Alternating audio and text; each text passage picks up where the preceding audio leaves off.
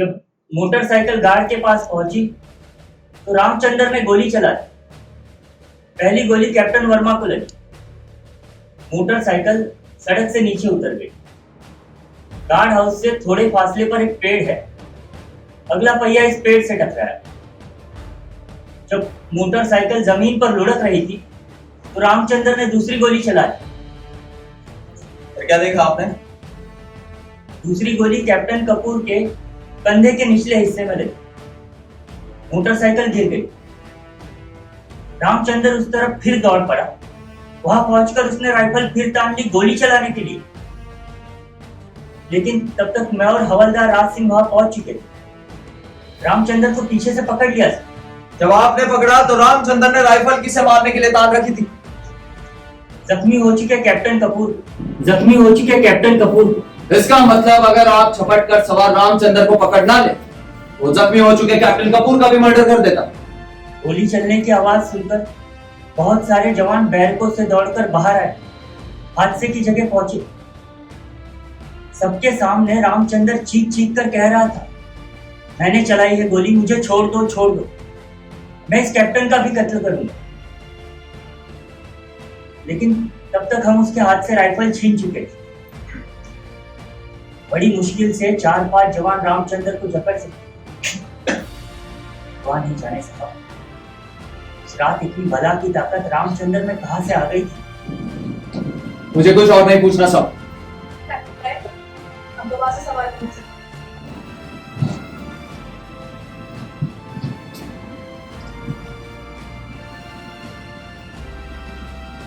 सुबेदार साहब, आप रामचंद्र को कब से जानते हैं? सर, पिछले 3 साल से। इन 3 सालों में रामचंद्र की कभी किसी से कोई मारपीट हुई, कोई झगड़ा हुआ, किसी ने आपसे उसके खिलाफ कोई शिकायत या रिपोर्ट?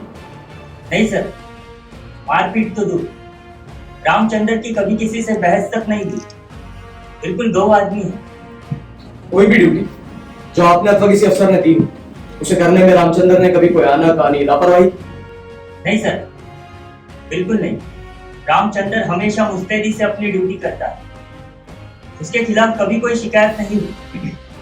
कैप्टन मोहन वर्मा जो मर चुके हैं, या कैप्टन कपूर ने कभी उसकी कोई शिकायत की, कोई एक्शन लिया उसके खिलाफ, कभी कोई सजा दी? नहीं सर। रामचंद्र ने कैप्टन मोहन वर्मा की हत्या क्यों, कैप्टन कपूर पर जानलेवा हमला क्यों? मैं क्या जानूं साहब, जो देखा बता दिया। सुबेदार साहब, सच केवल उतना ही नहीं होता जितना दिखाई। सच का केवल एक हिस्सा हम अपनी आंखों से देखते हैं और उसे पूरा का पूरा सच मानने की गलती कर बैठते हैं। और फिर ये कहा जरूरी है कि जो कुछ आंखों में देखे वो सच ही? नहीं सर, आंखों देखी बात हमेशा सच होती है। सुबेदार साहब, आप जिस जगह पर खड़े हैं, क्या वो जगह हिल रही? नहीं सर। क्या एक कोटरूम हिल रहा, घूम रहा? नहीं सर। आप अपनी आंखों देखी बात कर रहे हैं और आपकी आंखों देखी बात गलत, बिल्कुल गलत। इतना तो आप भी जानते होंगे कि पृथ्वी लगातार घूमती रहती, अपनी दूरी पर भी और सूरज के चारों तरफ। आपके ना देखने से ऐसा झूठ तो नहीं बन जाएगा? जमीन घूमने से इस मुकदमे का क्या मतलब? कैप्टन राय जानबूझकर गवाह को कंफ्यूज कर रहा है। उसे सिर्फ वही सवाल पूछने का हक है जो ट्रायल से जुड़े हैं। जो पूरी इज राइट कैप्टन राय, हमारी बातों का इस ट्रायल से कोई मतलब है? मैं सबको पहले ही वार्न कर चुका हूं, किसी को भी कोर्ट का टाइम वेस्ट करने की इजाजत नहीं। राइट। समय तो सचमुच बहुत कीमती होता है, किसी के प्राणों से भी कीमती। इस कोर्ट की चिंता सही है, बिल्कुल सही। समय नष्ट नहीं होना चाहिए, चाहे कोई फांसी क्यों न चल जाए।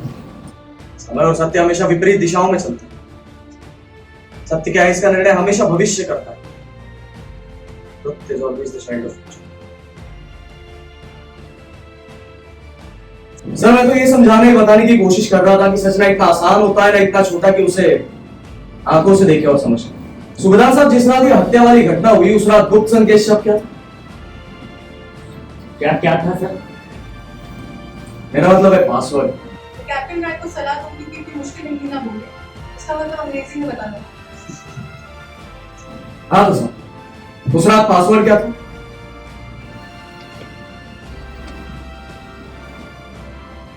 मुझे याद नहीं सर। अगर इजाजत हो तो रेजिमेंट के क्लर्क से पूछकर बता दूं। कोई बात नहीं सर, प्रत्येक रात नया पासवर्ड होता है, इतने महीने पहले का गुप्त संकेत शब्द ना, कोई बड़ी बात नहीं। आप कहें तो मैं बता दूं। उस पूरे चांद की रात का पासवर्ड था काला चांद। आप चाहे तो रिकॉर्ड से चेक कर सकते हैं।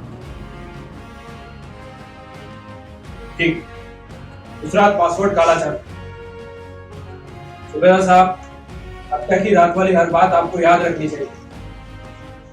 कंटिन्यू कर। सुबेदार साहब, ये बात तो तय हो चुकी है कि उस रात इतनी दूरी से चलती मोटरसाइकिल पर बैठे अपने रेजिमेंट के दोनों अफसरों को आपने पहचान लिया। तब तो सवाल रामचंद्र ने भी पहचान लिया होगा कि दोनों उसी के रेजिमेंट के अफसर। जी सर, यही बात तो मैं कह रहा हूं। तो यही बात तो सच है, और हम सब ने शपथ ली है सच बोलने की। साहब, क्या आपने जवानों को हिदायत दे रही थी कि अफसर को पहचान लेने पर पासवर्ड ना पूछे? सर, मैं कौन होता हूँ ऐसी हिदायत देने वाला? Rule is rule. गार्ड हर हालत में रोकेगा, पासवर्ड पूछेगा। मेरी 20 साल की सर्विस है, बेदाग सर्विस। क्या मुझे इतनी सी बात का पता नहीं? नहीं पता है, पता है, आपको पता है। मैं जानता हूं आप ऐसी गलत हिदायत नहीं दे सकते किसी हालत में। तो उस रात जब ये दोनों अफसर गार्ड हाउस के पास पहुंचे तो क्या रामचंद्र ने इन्हें चैलेंज किया था? हम कौन है कहकर ललकारा था? नहीं सर, मैंने सब कुछ अपनी आंखों से देखा। अगर मैं रामचंद्र देखने की नहीं, सुनने की बात कर रहा हूं, सुनने की। रामचंद्र ने थम कौन है कहकर ललकारा था? मैंने नहीं सुना, कैसे कह दूं ललकारा था? आपका मतलब आपने जो सुना नहीं, कहा भी नहीं? सर, मैं सब कुछ साफ देख रहा था। आवाज सुनी जाती है, देखी नहीं जाती। आप घटनास्थल से लगभग 500 मीटर की दूरी पर टहल रहे थे, बुलेट मोटरसाइकिल चल रही थी। इतनी दूरी से बुलेट मोटरसाइकिल चलने के शोर में आपको सवाल रामचंद्र के ललकार थम कौन है सुनाई दे ही नहीं सकती। मैं 100 मीटर की दूरी पर टहल रहा था। तो तुमने कहा आप मान गए कि 100 मीटर की दूरी पर टहल रहे थे? आपने फीते से दूरी मांगी, मैंने मांगा। आप घटनास्थल से 510 मीटर की दूरी पर थे, 100 मीटर के नहीं। आप सवाल रामचंद्र के ललकार सुन ही नहीं सकते थे, बिल्कुल नहीं। कैप्टन राय जानबूझकर गवाह को कंफ्यूज कर रहा है। एक सवाल सिर्फ एक बार पूछा जा सकता है, जब वो खुद मान चुका है कि उस रात रामचंद्र ने दोनों अफसरों को पहचान लिया। धमकाने की बात बार बार पूछने का मतलब है नहीं चाहिए। और आपको होते मुझे सवाल पूछने से रोकने वाले? यह सिर्फ प्रिसाइडिंग अफसर को है, आपको नहीं। कैप्टन राय सवाल करेंगे। सुबेदार साहब, एक बात समझे, अगर थम कौन है कि ललकार सुनकर भी कोई ना रुके तो कैप्टन राय जानबूझकर सवालों को गलत मोड़ दे रहा है। जो बात हुई नहीं उसे पूछने का क्या मतलब? और फिर यह कहा साबित हो चुका है कि उस रात रामचंद्र ने इन दोनों अफसरों को रोकने के लिए चैलेंज किया था, पासवर्ड पूछा था। गवाह कैसे बता सकता है? यही तो मैं कह रहा हूं। गवाह ने जो सुना ही नहीं वो कैसे बता सकता है? नहीं बता सकता। सर, मेरी कोर्ट से प्रार्थना है कि आज रात 9 बजे घटनास्थल पर चला जाए। जज वहां खड़े हो जाए जहां सुबेदार साहब खड़े थे, टहल रहे, बुलेट मोटरसाइकिल चलाई जाए, और कोई सैनिक पहरा चौकी पर खड़ा होकर चैलेंज करे थम कौन। चल जाएगा पता, हो जाएगा मालूम कि इतनी दूर से आवाज सुनाई देगी या नहीं। तो चल भी गया तो क्या हो जाएगा सर? रामचंद्र ने गोली नहीं चले? एक अफसर का खून और दूसरे पर कातिलाना हमला किया कि नहीं? सर, मैं कौन होता हूं ये सिद्ध करने वाला कि नहीं चलाई गोली रामचंद्र ने? ये बात तो वो खुद कन्फेस कर चुका, सबके सामने कर चुका है। लेकिन मैं इस कोर्ट को सेना के कानून की याद दिलाना अपना कर्तव्य समझता हूं। अगर गार्ड के चैलेंज करने पर, थम कहने पर कोई ना रुके तो गार्ड गोली चला सकता है। Don't try to teach this for Damila. तुम कानून सिखाओ मुझे।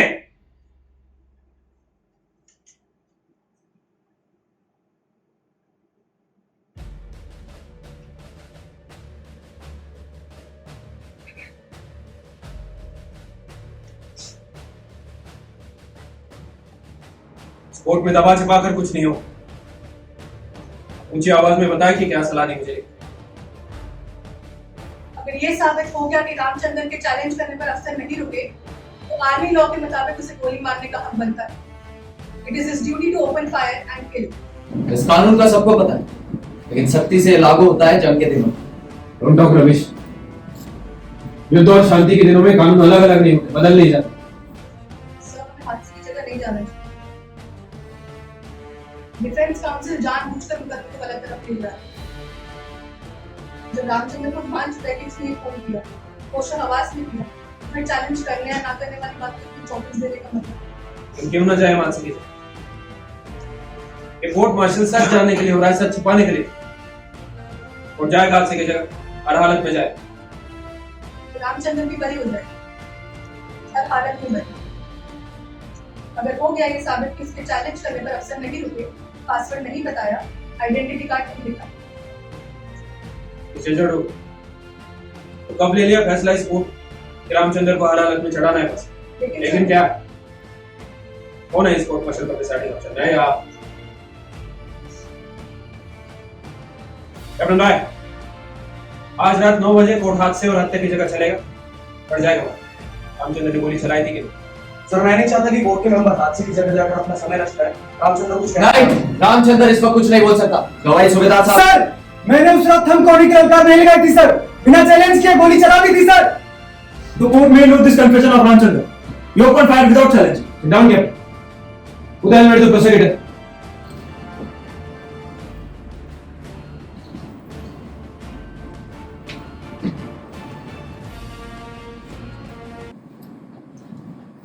कैप्टन बीडी कपूर, आपको इतनी जल्दी क्यों पड़ी है रामचंद्र को फांसी चढ़वानी? गवाही तो आपकी भी होनी, नंबर आपका भी लगेगा, जरूर लगेगा। साहब आपसे और कुछ नहीं पूछना। देखिए ना, मैं तो फिजूल ही बहस करता। रामचंद्र ने खुद ही मान लिया कि गोली उसने चलाई और बिना चैलेंज के चलाई। आपकी आंखें और कान से कुछ ठीक है, बिल्कुल। लेकिन एक सलाह दूं आपको, सोचिए जरूर कि रामचंद्र ने गोली क्यों चलाई, हत्या क्यों की। कई बार सच बिल्ली की तरह दुबक कर किसी अंधेरे कोने में छिप कर बैठा रहता है। ध्यान से देखें, सोचें, तभी पता चल सकता है कि सत्य क्या है।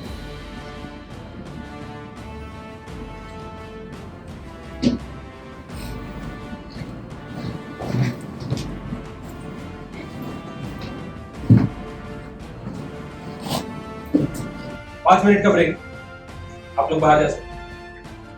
कैप्टन साहब, ये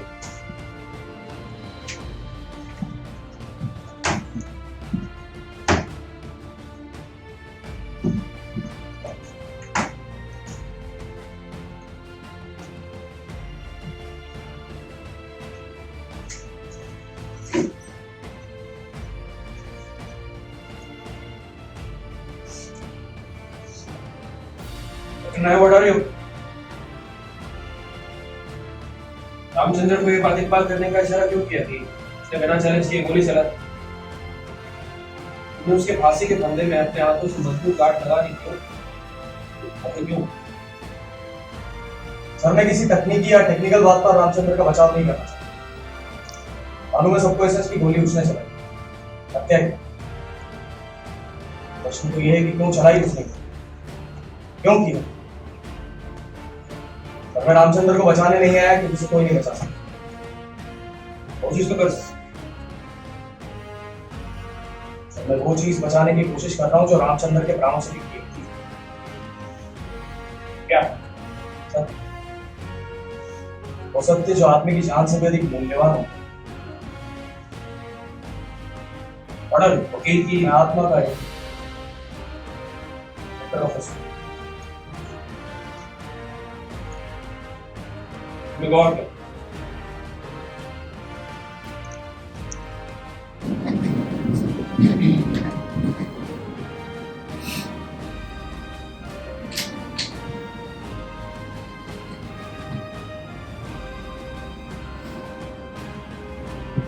Doesn't speak our language. आत्मा का आहे